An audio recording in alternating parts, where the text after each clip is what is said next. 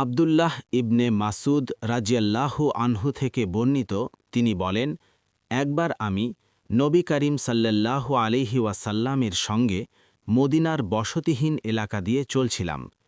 তিনি একখানি খেজুরের ডালে ভর দিয়ে একদল ইহুদির কাছ দিয়ে যাচ্ছিলেন। তখন তারা একজন অন্যজনকে বলতে লাগল, তাকে রূহ সম্পর্কে জিজ্ঞাসা করো।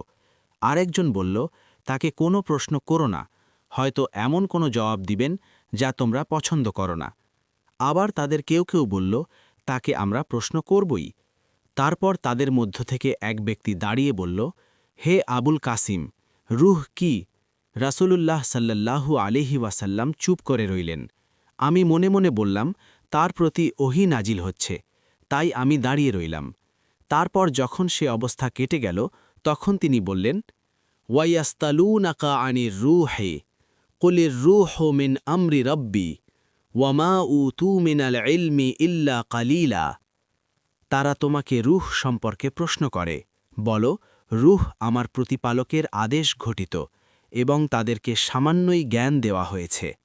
সূরা আল ইসরা 17-85।